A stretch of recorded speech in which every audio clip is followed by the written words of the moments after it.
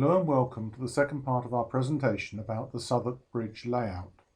In this part we will be looking at the services that we run, the timetable and how we operate the layout. As described in part 1, Henry Boucher produced a document identifying the services to be run on the layout. The document lists the trains, destination and basic composition. Let's take a look at one of the ones identified here, the 11:23 to Exeter. The original train called at pretty much all stations to Exeter and was made up of a van for Salisbury, a 4-coach set for Exeter and a first and a third for Woking. The best information that we had available was a reprint of the 1909 timetable. This gave a list of all the trains operated in and out of Waterloo, and for our purposes we assumed that many of the trains ran on to Southwark Bridge, arriving 2 or 3 minutes later. In our world, Waterloo was a through station and commonly used as a stop for ticket collection purposes. The timetable is split into 3 groups of services: Main Line and Central District, essentially services to the coast between Portsmouth and Weymouth.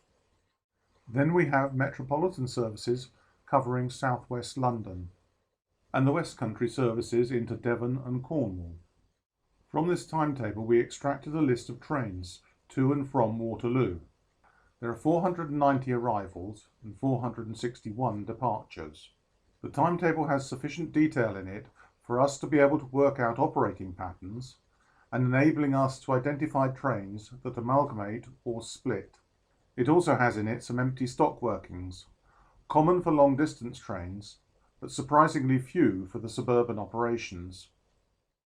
Here we have a 9-car set of 6-wheelers coming into line 3. We have available 6 platform faces, of which 2 are suitable for long distance expresses, 3 are suitable for suburban and long distance trains, and 1 is suitable for suburban only and limited to 6 bogie coaches or a rake of 6-wheelers. This page comes from a document which is the Waterloo Train Summary for October 1911. It shows which arrival goes to which platform and at what time the train leaves and where it goes to. An absolute gem of a document when trying to plan our timetable. The actual dwell time in the platform varies quite considerably. It can be as short as 6 minutes for some peak suburban services, or as long as 45 minutes for some of the key express trains. Based on this list, we selected the trains we wanted to run, identified a suitable arrival and departure pair, and allocated a platform. The trains we chose are highlighted in yellow. On the right-hand side, it shows platform occupancy for arrival and departure pairs as a green vertical bar with crosses. To enable us to show the capability of the layout, we produced a diagram of connectivity, showing the relationship between operating tracks and which platforms can be accessed. The layout permits concurrent arrivals and concurrent departures. The available signal moves are fully documented and embodied in the interlocking program. There are 41 unique routes between one location and the next. For example, A box line B to platform 1, and a further 36 routes, which are combinations of the above, giving whole routes such as Fiddleyard to platform line 1 via A box line B. The timetable is tied to time and is not a sequence of moves. To make sure all operators are coordinated, we have made a clock which is displayed on 3 monitors spread along the layout. The clock face design is based on the one at Waterloo. The digital display is for a 12-hour clock with AM and PM. The clock is driven by an application running on a Raspberry Pi computer.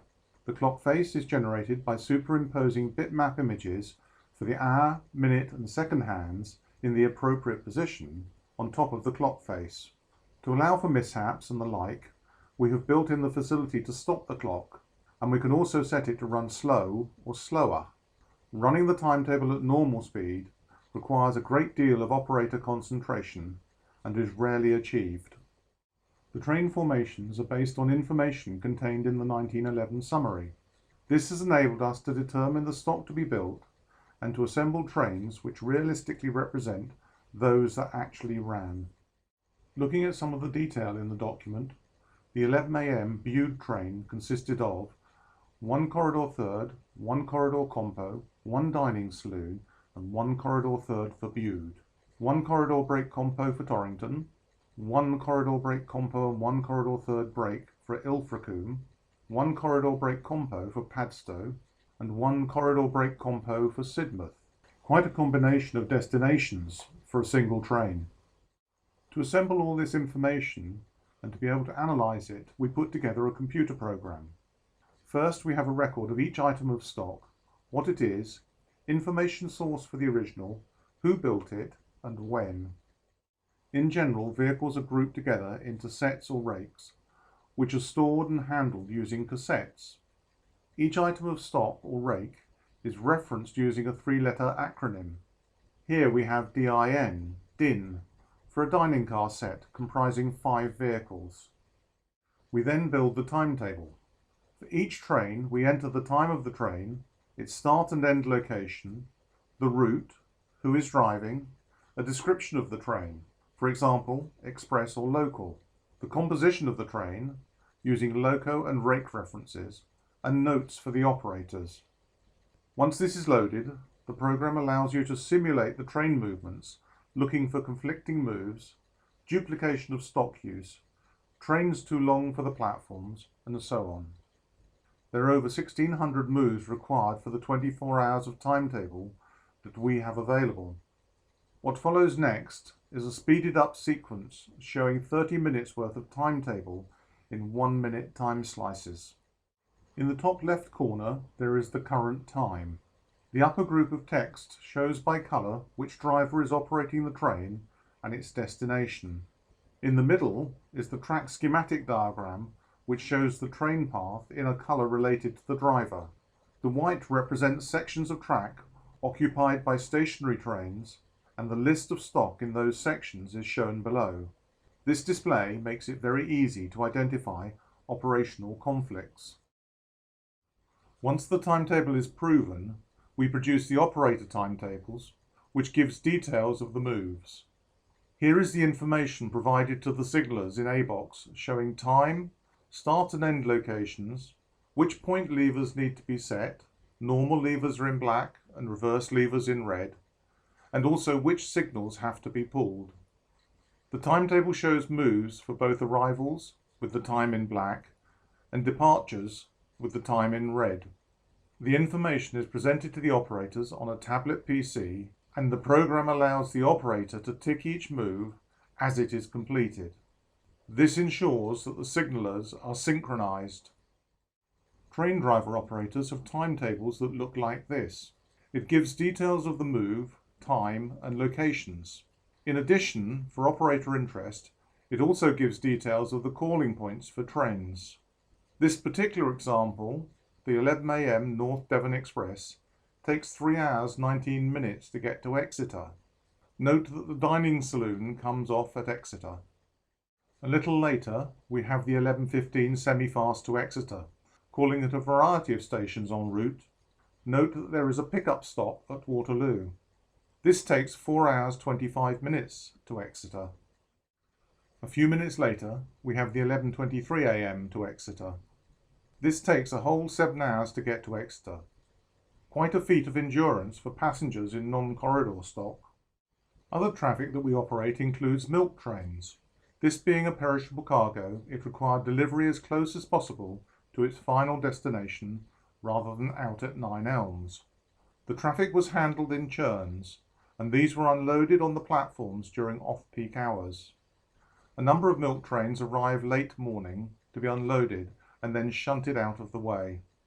The empties from these trains are then amalgamated into a single long train and dispatched to Wimbledon to be sorted and distributed back to the country stations ready for the next day.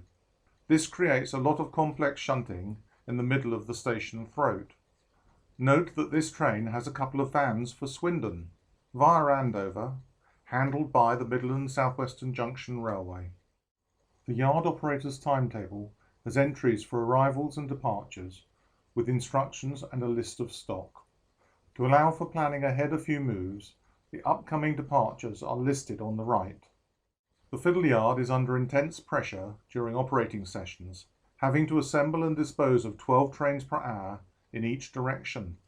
The information provided shows time, rakes in the train, and upcoming trains on each of the lines, so they can plan ahead a little.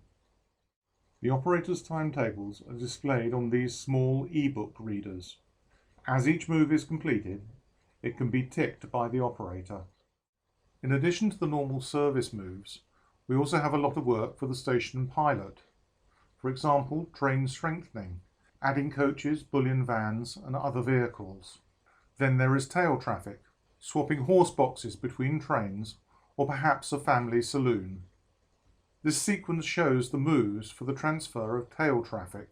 The pilot loco moves from the North Yard to Platform 2, shown by the green line. The pilot plus coach then moves from Platform 2 to A-box line B, shown by the yellow line.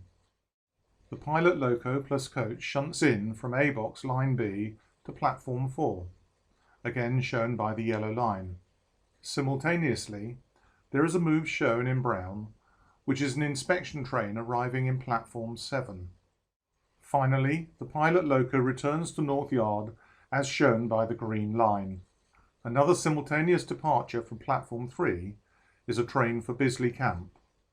And this is what it looks like from an operator's perspective.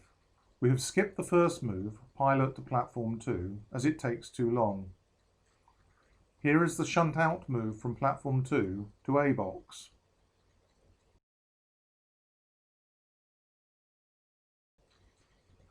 Next, the shunt in from A-box to Platform 4.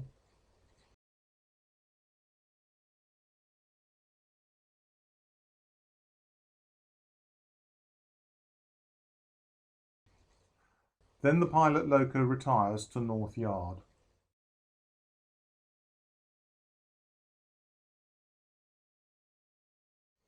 And why do we go to all this effort with the timetable? Because it enables us to recreate the LSWR as it was in 1912. Real trains, real timetable. Now it's time to sit back and watch the trains go by for a few minutes.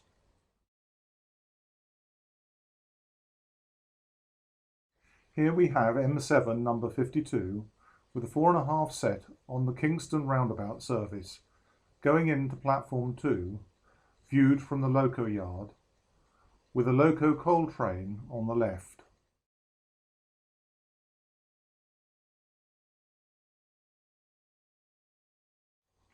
The stopper to Exeter, taking 7 hours to get there, seen on the down line by the Necropolis station.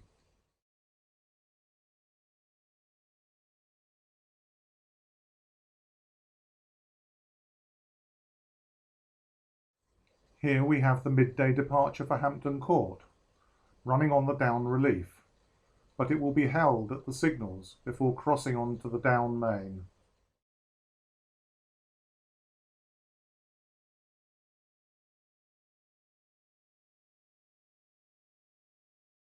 At the same time, the Devon and North Cornwall Express departs, eventually ending up in Torrington and a host of other destinations. The train is double-headed by L11 number 157 and T9 number 714, followed by a 44-foot goods van,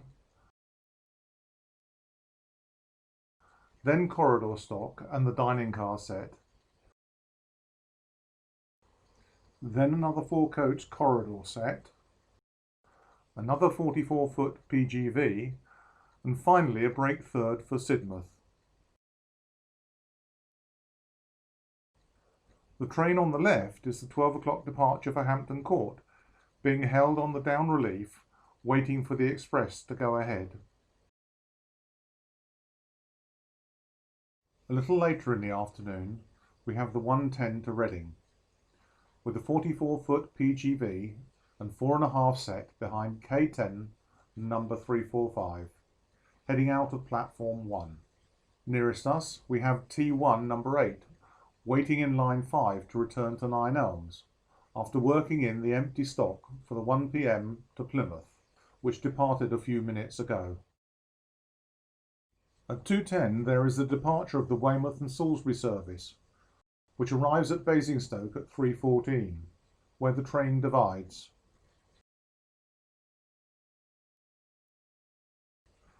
The front portion goes to Weymouth, the rear to Salisbury.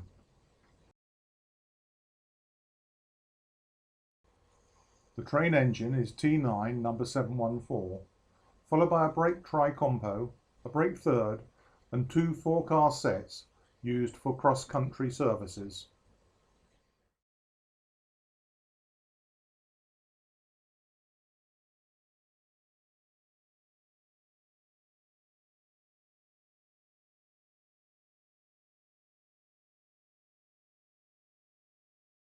This is the horsebox train from Eastleigh, arriving at 1:45 p.m, going into line 5, behind T3 number 559. There are a number of horseboxes and open carriage trucks, a covered carriage truck, and a couple of guards vans. In a minute, the station pilot will transfer the last group of horseboxes to the 2:15 p.m. Guildford via Claygate service in platform 3 to go to Epsom. After that, it will take the remainder of the train into North Yard. One of the operational features was that light engines arrived in groups from 9 Elms, anything up to 6 at a time, to save on train paths. And here we have 2 T9s and an L1 arriving for duty on the up through. That concludes this part of our presentation about the timetable and operating Southwark Bridge. We've tried to make it informative and challenging for our operators, whilst capturing the essence of train operations in 1912. Thank you for watching, and I hope it was of interest to you.